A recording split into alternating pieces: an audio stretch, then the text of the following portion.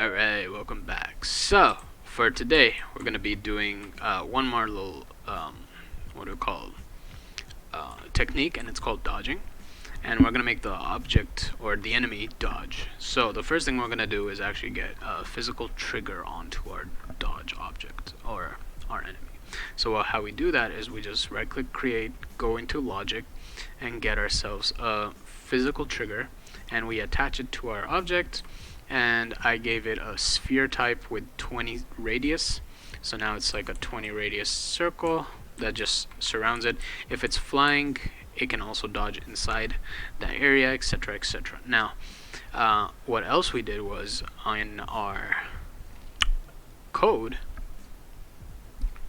we added three things.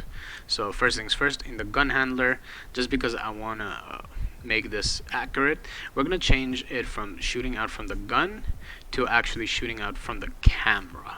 Just a little bit, a little change right here. So instead of shooting from the gun, we're shooting from the camera. The next thing we did was, in our header, we added a few things. We added that physical trigger node, which is right here, which I drag the physical trigger area in so we can just connect it easily. I added a dodge state. You don't really need to. You could just do a dodge boolean, so like in a certain time he's gonna be in dodge mode, so if you shoot at him or something, he's just gonna dodge it all. And we added a dodge area pointer, and we added a function called get object entered in area. So the next thing we did was actually, let's see, we added that dodge area pointer and we connected it, and then we made a callback to that function, which is right here. I also added a rendering sphere so we can actually see our object. And then what else did I do? I changed the line so it looks, it comes out from the eyes. So when I get into the circle, it comes out from the eyes. I added that function which gives us our callback. And then that's the sphere node, which just shows us a sphere. When we start pressing play, it'll show us like a circle of how big that area is. Alright, so how are we going to do dodge? Dodge actually is, it just requires a little bit of thinking, but the main thing is we're definitely going to just be doing a lot of if statements, or maybe 2 or 3 of them. And the first thing we're going to do is we're going to first check if the object that entered is not the object itself, because since we are inside the circle, it's going to trigger ourselves first. So first we're going to do if is body get object, right? And we're going to get its name. We're just going to make sure it does not equal to node get name. Right, so this is specifically if anything that enters inside here is not really the enemy itself, or itself. Right, we can make a little log. Alright, so now that we have that, the next thing we're gonna do is actually we're gonna let's simulate this in our minds. So we're gonna try to shoot at the object. Now, if we shoot an object, or the bullet itself, it travels a certain trajectory. Now if that trajectory doesn't even land on our object, then there's no use calculating. But if it does land it, then we calculate it. So the first thing we're going to do is we're actually going to check an intersection. So we can do Unigine object body pointer, or object pointer. Alright, and we could do, let's just use X. Alright, and for this we're going to do a Unigine world get intersection, and we're just going to take the between 2 points. So we're going to take between, the way we're going to do it is we're just going to take between the object's body and its velocity. So we're going to do a body get position and body get position plus we're going to do its linear velocity. So to get that, you actually have to go into the body's object. So get object linear. Do they not have it? Yes, they do. Get body linear velocity. You can't say I don't. Yes, I recognized it. Alright, and then we're gonna do the mask, which is 1 by default. We haven't changed anything. Now the linear velocity is a small vector, so it's a float. So let's just type that. Alright, so now this gives us a line between whatever is coming inside and the velocity it takes to get to the other side. So if it's a bullet, it just shows us the trajectory from where the bullet is to its pathway. And if you're walking in, it just shows that. We can visualize this, but actually, you know, I'll visualize it. Alright, since this is a callback, it'll only be called once, so we are actually going to use the duration of 1 second, so it stays in view for a second. Alright, so now that we actually do get this line, what we can do is now we can do another if, and this time we're going to see if x exists. Alright, so first we're going to see if it actually exists, if there's anything in between that line, and we're going to check if it exists, and if the name of this object equals to the same name of the enemy that we have. Alright, and we can also add, let's see, since I put it on dodge mode right now, we can also add that our state is on dodge. So even if he shoots it, and our state equals to dodge. So only if he's on dodge. If he's not on dodge, we're not going to be doing this. And inside here, we're going to be doing the logic, which basically checks everything and how much we can dodge. So the first thing we're going to do is actually we're going to take our Unigine math vector 3, and we're going to take the main vector, and this is the vector of the normalized linear velocity, or you can say the point, but I'm a little lazy right now, so what we can do is we can copy this, right, and then we can just normalize it. Alright, so now we have this object body which has been normalized. Alright, the next thing we're going to do is we are going to then get let's see, an angle. We can do an angle, and for now we're just going to say 90.0f. We're just going to move it perpendicularly, so we don't really have to do all the math. We just know that we're going to be moving exact perpendicular to where it's being aimed at from us. And this is laziness, to be honest. Like, you could do the cross product and do all the calculations, but I'm being lazy here. The next thing we're going to do is actually we're going to go into Unigine math vector 3 and rotated vector. Okay, now the rotated vector is actually the vector that's going to be rotated by 90 degrees of the angle, and if you know your math, that is x cos theta minus y sine theta, and x sine theta plus y cos theta. Now let me just write it down so you can see it.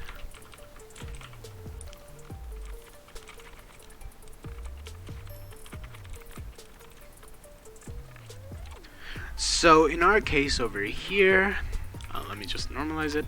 In our case over here, we have the object. We're going to rotate it on the x and the y axis. We're not going to rotate it on the z, because unless your object's flying, you don't really need to rotate on the z. But if it's not flying, then you just need to rotate on the x and y, and we keep the z 0, so it does not change in terms of the z axis. So it's going to be x cos theta minus y sine theta, and then the y vector would be, or the y part would be, the x sine theta plus y cos theta.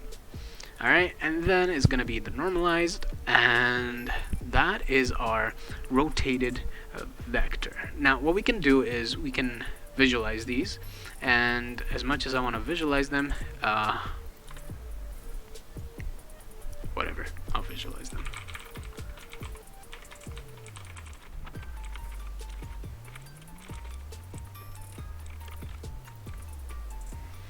Alright, so that visualizes our objects, and the next thing we're going to do is a very simple node set world position,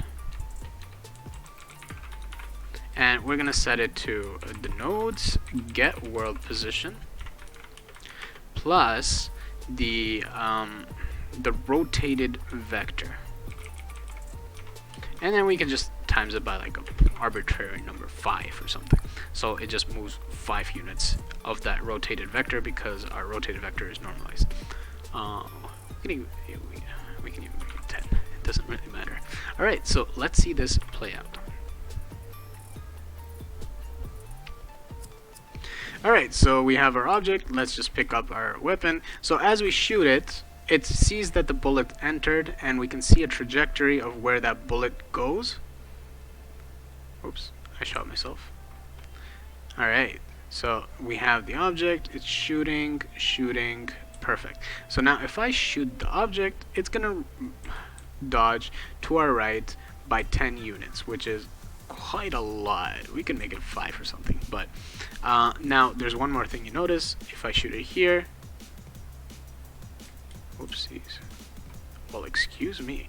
Alright, he's still dodging to the right, or like his right. Right? Now what we could do is we can add a little bit of logic over here, where we can get the angle between where he's facing versus where we are, and see that if we're like in a specific quadrant, it could go left or right. So what we can do is over here we could do a get angle, right? And then inside our get angle, we just get our world position plus the direction, and then our main vector, and we have the up as our. So over here we're going to use this between two vectors, and then the up vector, so it judges from the top as a Cartesian coordinate plane.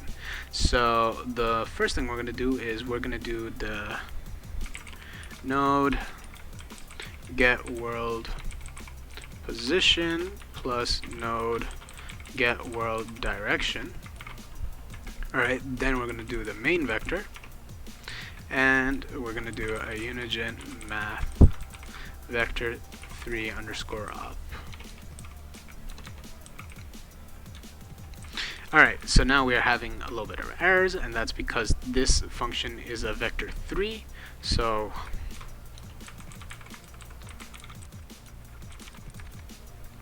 alright, so now that we have this angle, what we're going to do is now we're just going to check between a certain percentage. If it's that or that, then we cut it. So we can just do a Unigine, and then we could just do a simple if angle, oops, or we can do ternary. So angle is, let's see, greater than 0. Alright, then we can do a question mark, that angle equals to 90.0 f, or angle equals to minus 90.0 f, and we can just end it right there. Alright, so let's check this out. So we got our object, and it's going to be 10 units, so it's going to be a pain, but let's see. We shot it, it was negative angled, so it turned into minus 90, which means it's going 90 degrees or it's going to left, and if we shoot it from here, it's going to go to the right. And we could just, oops, there we go. There we go. And if we were to shoot it there, shoot it there. Now in reverse it's opposite, so what we're gonna do is we can add one more logic where it's like if it's above 180, if it's above 190 to under 180, then move it the other way, or that. But anyways, you get the idea. You have the dodge mechanic, so it's perfectly dodging our object, and bam, we have a dodge mechanic.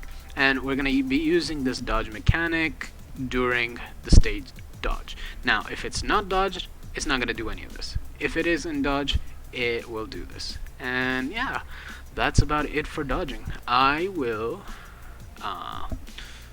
guessing the next episode will definitely be pathfinding, because now we can actually have proper pathfinding. And what we can do is we can add an impulse instead to the object or something, especially if it has I guess not a dummy but a rigid body or something. Or like we can add we can say this is the new position, and we can have like a lerping that goes to that position or something. Anyways, there's a lot of things in terms of cleaning it up, but the basics or like the standard mechanics are there. Anyways, I will see you guys next time, and until then, goodbye.